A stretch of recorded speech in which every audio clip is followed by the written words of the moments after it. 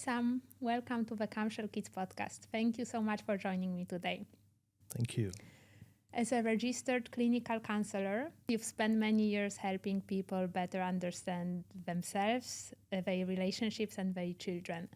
I would love to explore what it really means to understand the child in front of us. So many parents eventually find themselves asking, why does this work for other children but not for mine? So why do children differ even in similar environments? It's a very interesting question. I think the fundamental thing we need to understand is every child is unique and the temperaments are very different, even though it's the same environment. I think I've made some observations that children fundamentally have two primary orientations of how they respond. One is an internal expression of how they respond, and the other one is an external orientation where they respond to situations outside. So an internal child, besides the personalities that they have, a child who orientates internally may be quiet, may be processing differently, they need space, they need time to think, they don't react immediately.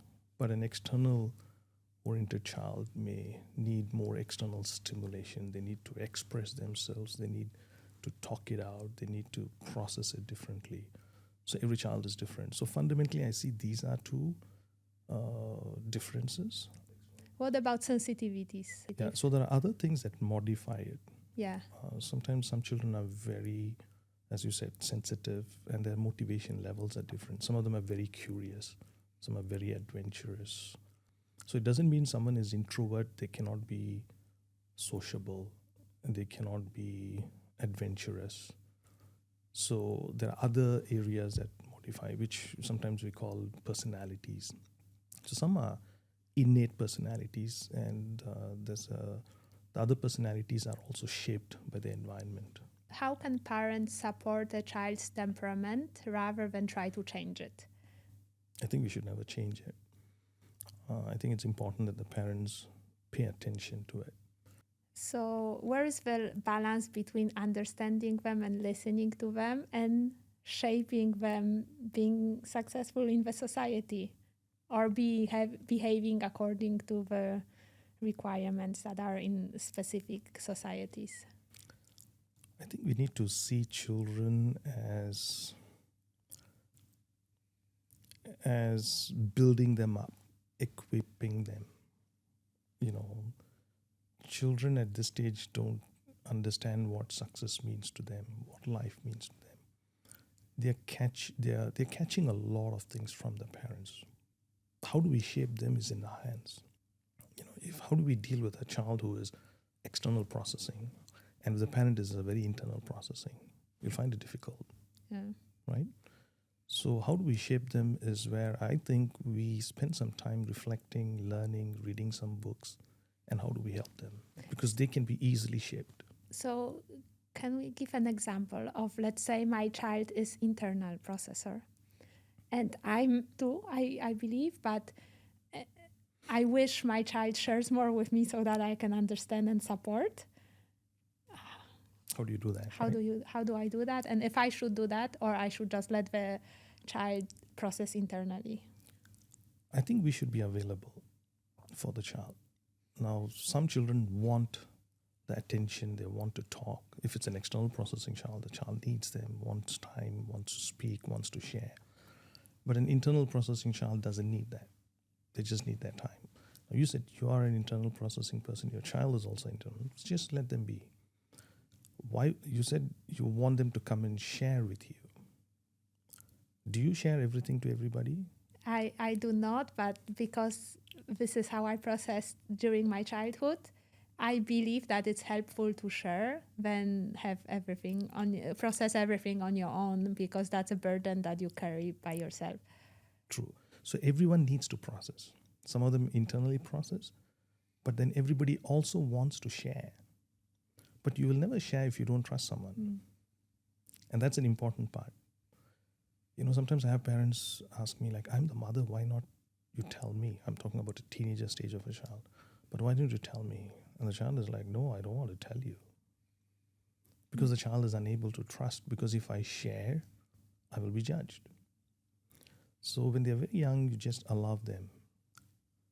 So it is really creating a safe environment for the child. How early does the stages start? Once children are 2 years old, there is no much conversation, but the temperament, I guess you can already see a lot. When does it start shaping in terms of discussing with a child that they might be different from other children, or they differ from how your parent process? I think the change starts when they start going to school. They'll have a broader understanding of socializing, respect, authority. But you will see the temperaments very early. By 2, 3, you will start seeing them. I think you should start by the time they are 6. You must start.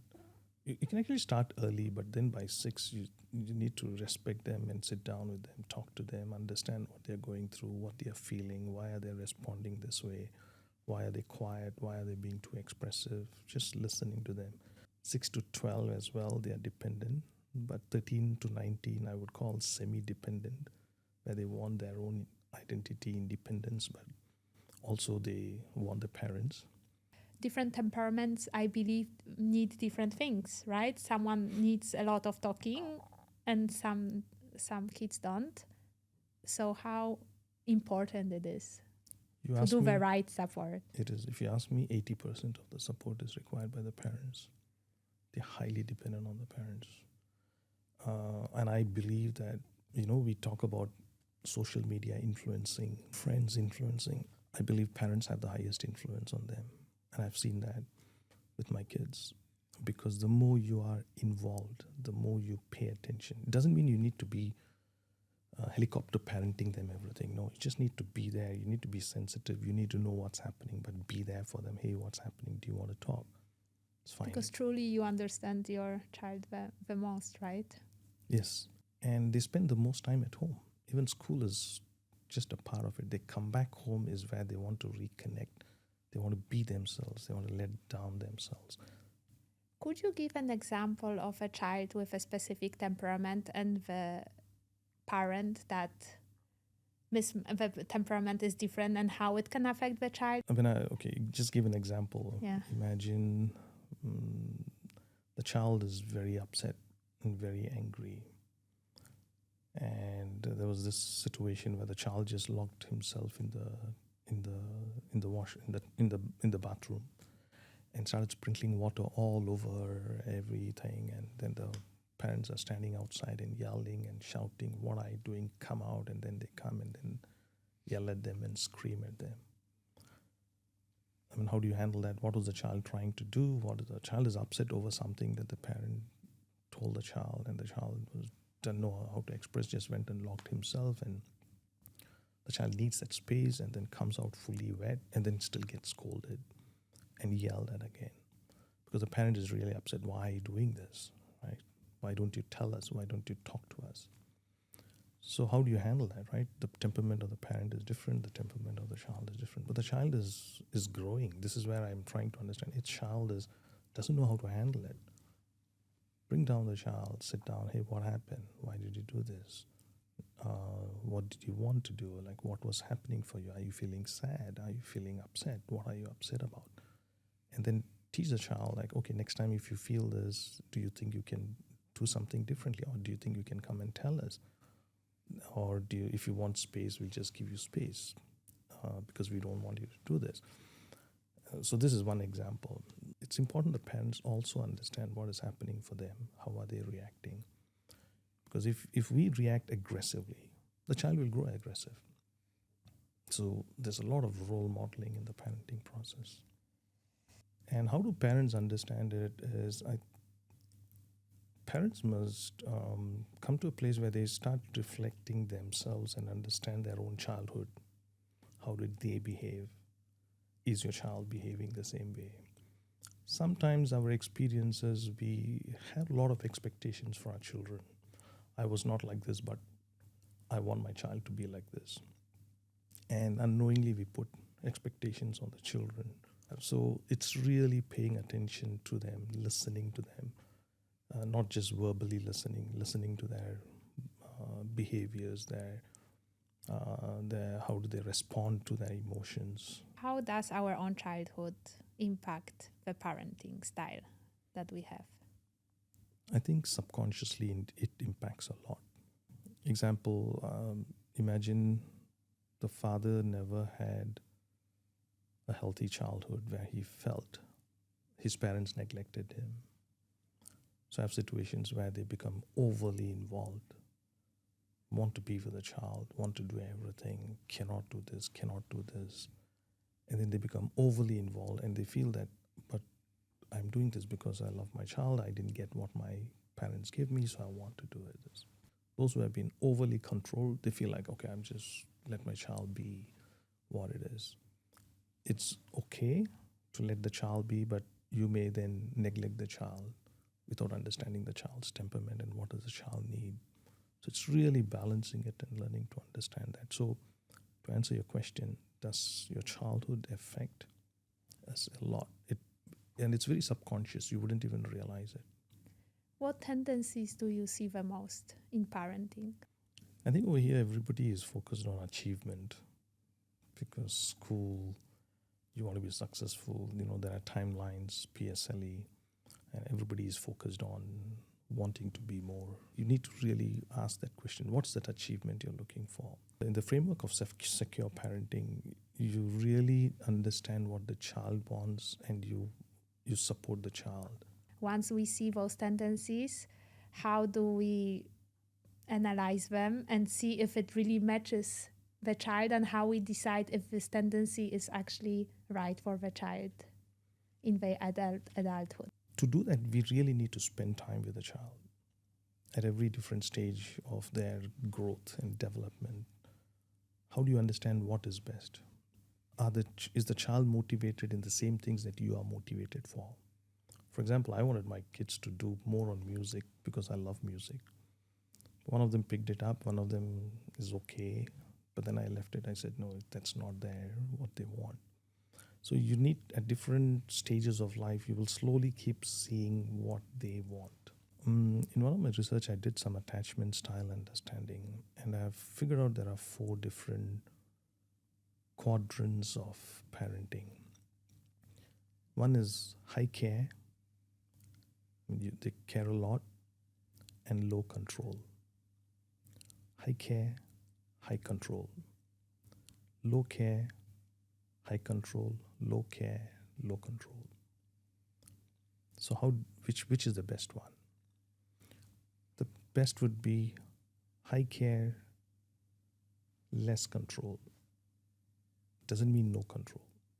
No control becomes permissive, but manageable control. Check with the child. I've given you some warnings. It doesn't look you're working on this, so I'm going to put some control on this. What do you think? Then negotiate with the child, and then ensure that you have to put it. So before every adjustment is made or decision is made, you believe that it's always right to discuss it with a child?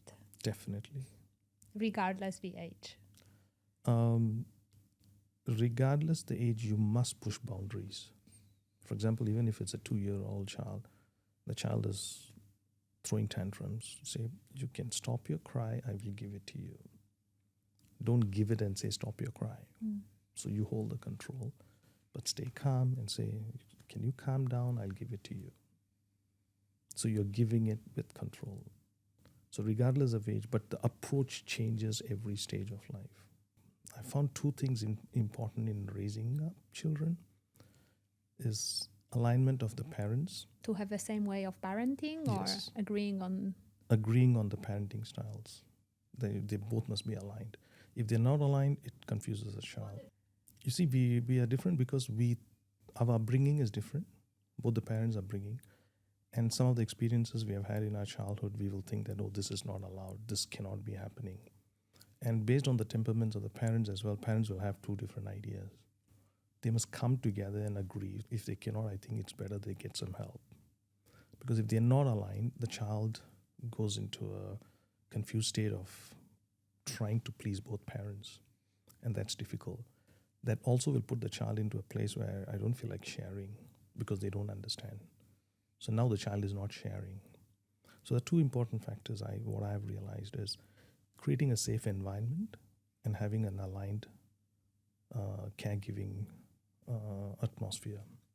And what does creating a safe space involve? Okay. I have come up with my own framework over the years. There are different kinds of parenting, and even in my research, I've been trying to understand how does a child grow in this environment? What does a child need? So I've come up with my own framework. It's called Secure Parenting. I also have a website called secureparenting.today. So in that, I give a little bit about the framework of how do we create that environment. The first is to make the child safe, or the environment should be safe, where there is no yelling, shouting, throwing, breaking. It must be a safe environment where the child can express safely. E stands for encouraging, where the space is a space where a child is always encouraged, positive. We understand what the child is struggling, but still encourage the child. C stands for consistency. This is where the alignment is required, where there's consistency in how you set rules, boundaries, discipline. You cannot suddenly change the disciplines somewhere suddenly because you feel you're not happy. U stands for understanding. It means how do you listen? How do you understand their different developmental stages? The way you understand a child who is 2 years old and someone who is 10 years old, it's completely different. Why are they upset now and why are they upset at that stage? So that understanding of their developmental stages, listening to them, as we talked a little earlier about paying attention to that. And that's you. R stands for restorative. Restorative is the repair that you do, you reconnect that you do. Many children, even adults when I see, they have issues with their parents that they've been struggling, they couldn't reconcile with even after 20 years, 40 years. So there's no restoration there. There's the reconnection or repair has not happened. And it's important to pay attention to that. And lastly is the esteem, which is how do you respect the child as an individual, respect their temperaments, respect their individuality, and understand that they are different from you as well, and respect them, but at the same time draw boundaries for them in a healthy way. So that's a secure parenting approach that I have kind of tried to understand to create this environment and help parents understand that's important. I mean, I'm not sure if I shared this before, my son, when he was young, he said he wants to be a garbage truck man. Mm-hmm. So I got him a garbage truck. After a while, he said he wants to be a construction man. Then I bought him a construction truck. I just went with his, Then by the age of 7, he had this Lego robotic toy. He wanted it. I gave it to him. And he himself connected it to the mobile app without me telling him. Then I realized he's very technical. Then very young, I put him into learning to make softwares, on IT, coding and all that. So he's this inward processing all by himself. He likes to do it by himself. And now he's doing his cybersecurity course because that's where I see he is interested in. So you followed the interest. I just followed his interest with him instead of since very young. Very young. So I have one example that I hear often. Many kids learn piano here.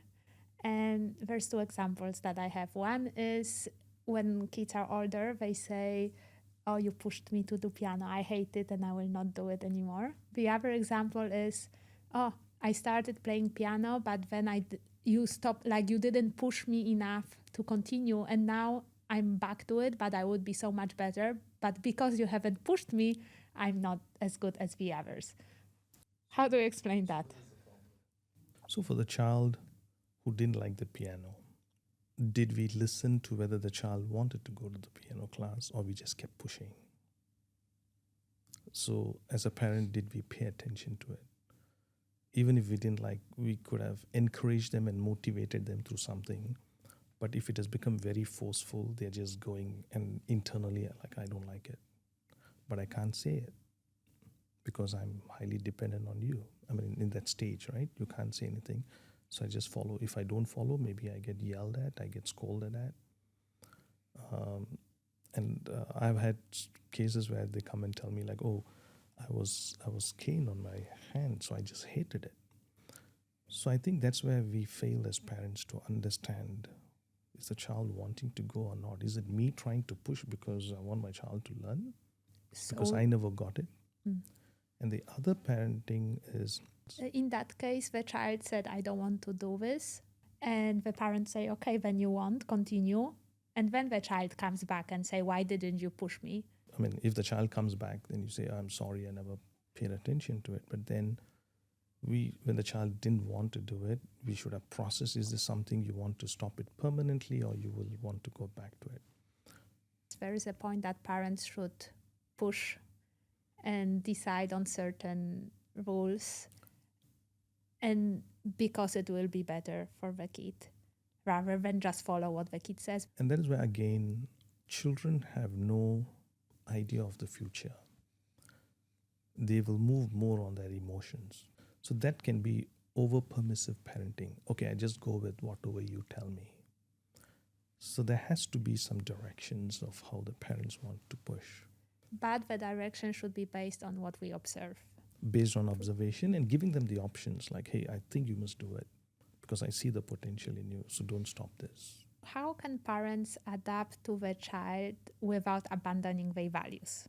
For example, some believe that hard work is important. I think we should do a lot of engagement with the kid. It cannot be only when they are in trouble we teach them. There should be some normal, regular engagement. Hey, how are you doing with life? In my case, every Saturday I take my boys out and I spend time and talking to them and telling them certain values that I believe in. We talk about, they're listening, they're also observing what we do. Is there any set of values that you believe are important and you see work well? Honesty, hard work for sure, care for people. And so I always tell my kids, be a blessing to others, And I think that helps you to always look ahead and wanting to help. It's not everything about yourself. How much time do we really spend with our kids to impart these? And if we think that they are going to get it all by themselves or they will be fine. The environment will teach them. Yes, they will be fine. A lot of guidance comes from the parents. Because the reason I'm saying all this is because I also work with adults. I work with children, I work with adults. And when I hear adult stories about when I go and do some assessment about what's going on, they talk a lot about what has happened in their childhood and how they were motivated, how they were strengthened, or how they hold on to those values, which comes from parenting. So whatever is your value, we all have some values. I think we need to invest it and impart it. When is the time that adults heal their childhood? Is it before the parenting journey starts? So when you say healing, I would like to understand, if you want to heal, there is a hurt. Otherwise, why you need a healing, right? Something is hurting. Where did this hurt come from? So the healing doesn't happen with parenting your own child. Maybe you're learning that you should not do this. Healing only happens if you reconcile back with your parents. But sometimes your parents are too old, you can't try and reconcile it. Then I think there must be some internal healing that you need to work on yourself to accept and move on. But if your parents are around and if you really want to, it may be difficult because sometimes parents don't understand, but I didn't do anything wrong. So maybe you may need to get some professional help and see if you can reconcile that. But I don't think it happens with the parenting. Yeah. What pressure do you wish parents could release? We all go through a lot of stress. Work stress, parenting stress, relational stress. So how do you release that stress? Is you need to talk it out. And we release it expressing, whether physically or verbally or non-verbally, we have to release it. If you have a spouse, you can sit and talk and share and both can listen to each other and understand it. If not, you need to have your own me time to go and release it out maybe go for a walk, go for a jog, or whichever way you can release it. If you still find it difficult, get some professional help. Which pressures do you see often happening that we should relax more about? You use the right word, relax. Just stay calm. It's a journey. Learn the child, understand the child, be with the child, create that safe space for the child. If you have struggles, because it's hard to understand what each parent goes through. The parents has certain expectations. They may be pushing that expectation unknowingly, and that can become a pressure for the parent. I want my child to be, for example, I want my child to be a good pianist, but I don't see my child interested. Stay calm, go with the child, let the child, understand what your child is. Relax. It's a journey. It's like a seed. You put in the soil, water it, take care, put some boundaries for it. Everyday water, be there, pay attention to it. And after a few years, you just have to let the plant grow and it'll bring its fruits. So now we want our child to thrive. Does thriving look different for every child? The child is still in a developmental stage. At every stage, the child is developing. So knowledge gets developed. So the child has no clue what thriving means. But some children can be very competitive. They just want to win. But that doesn't mean they are thriving. They're just going with their temperaments and their motivation, and they want this, they don't want this. So I think we should just, as parents, allow them to build themselves, and where we see we need to correct them in their behaviors, in their lack of motivation or over motivation, we guide them and be there to continuously give them understanding. I think the thriving comes later when they feel safe. They are given options to choose. They feel that there is support for them. They can be upset. They can come and talk to. When children don't feel safe, they're a place they can share what they are thinking, I have children who don't feel like going home after school. So if that space is given to them and they are given good guidance by the parents, where they become the trusted people that they feel they are not going to be judged, you'll find them when they hit their adult years, they'll be thriving. You mentioned you do walks with your boys once a week. What habits do you believe that really help the connection? I would encourage good engagement if possible, on a daily basis.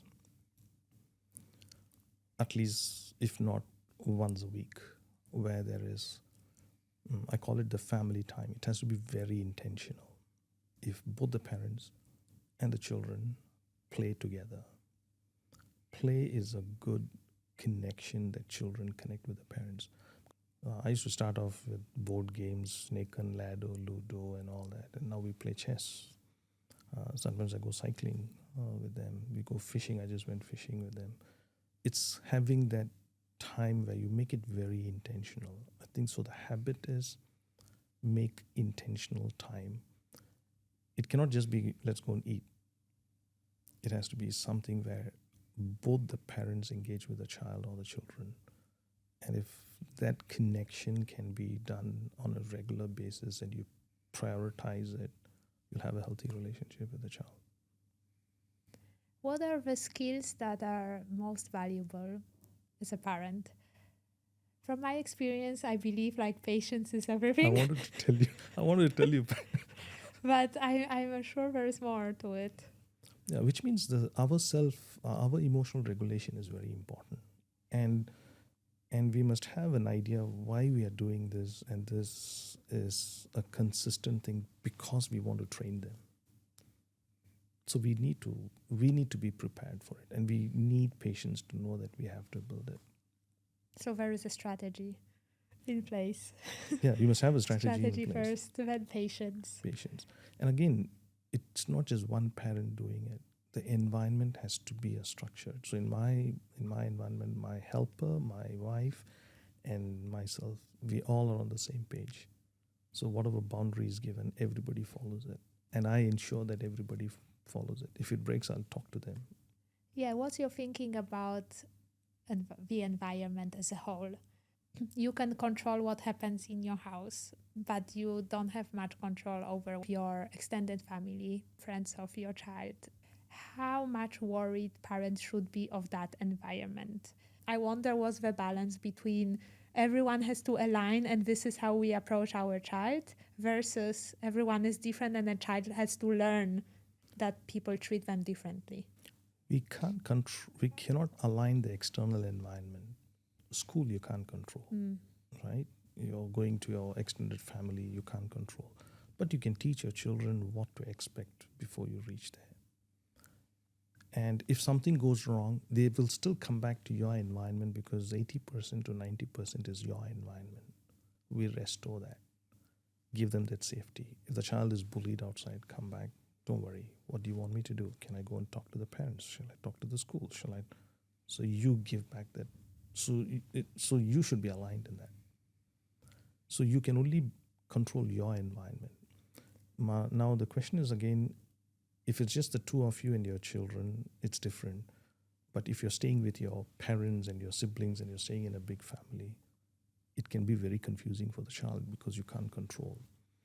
But in your environment, your daily environment, which is the caregiving environment, it is important that everybody aligns it. Otherwise, it's very confusing for the child. How important it is for the child understanding that some parents have different approach, that in different countries, people just have different rules and values. If you are engaged with your child, for example, you ask your child to go for a birthday party, the child is going to come and tell you many things. If you dismiss them, you've lost the opportunity to engage and teach them. Every time they come back, listen. This is where that listening comes. Are they happy with it? Are they not happy? Are they complaining? You pay attention to that and then say, okay, what was your experience? How did you feel it? Why do you think they behave this way? What could have happened? Is there any help that I can do for you? You keep engaging every time they go out from an environment. You are shaping them, explaining them, giving them the values. It's okay, don't worry. I'm here to stand up for you. I'm here to help you. That is the opportunity where we get to shape them. So that's actually a good thing. It's a good thing. We shouldn't be afraid of the environment. I'm also not afraid of the social media environment because I'll sit with them and I'll talk to them what is happening in the social media and I'll talk to them. So I'm not afraid about the external environment because you can't. How much can you control? But if you have that connection, you can shape them. If parents remember one message from today, what do you hope it will be? Spend time with your child. Listen to your child. The child needs you. I mean, to be honest, I think parents do have a lot on their plate. It's easy for me to sit here and tell you should do this, you should do that. Parenting is not easy. I would say dedicate some time. If you can dedicate 2 hours a week, play with them, take them out, have a meal, engage with them, make it very intentional, make it consistent so that the child knows this is the time with me and my parents. And that consistent growth builds up. The second thing I would also say is I think it's important for the couple to also spend time together because the couple's well-being is the child's well-being. When the couple is not happy, it affects the child. So I would encourage the couples to spend intentional time because all of us are busy. And we think we are spending the whole week together, every night together. We are in the same place, but we are not intentionally spending some time. And I guess this intentional time doesn't really mean that you need to ask all the questions to the child. It's more about being present. It's being present. It's just enjoying that connection. All that you can do the other day is, hey, tell me what was happening in your school. Did you study and everything? But this is not about problem solving. This is just, let's do something together. No phones involved, no distractions involved, no problem solving. Nowadays, there is a lot of parenting advice. How do you see it as help versus pressure? I always share this, there is no perfect parenting manual. because every child is unique. And then none of us are trained. We just believe this will work. So I would encourage to do some read-ups. And if you still struggle, get 1 or 2 sessions with a therapist and just try and understand, get some tips. You can do as parents, as couples, go to child therapists or parenting experts, talk to them to understand what you are struggling with. If you see that you are unable to connect with your child, and then also to understand what the child is going through. It shouldn't become a pressure. It should be like, hey, let me learn.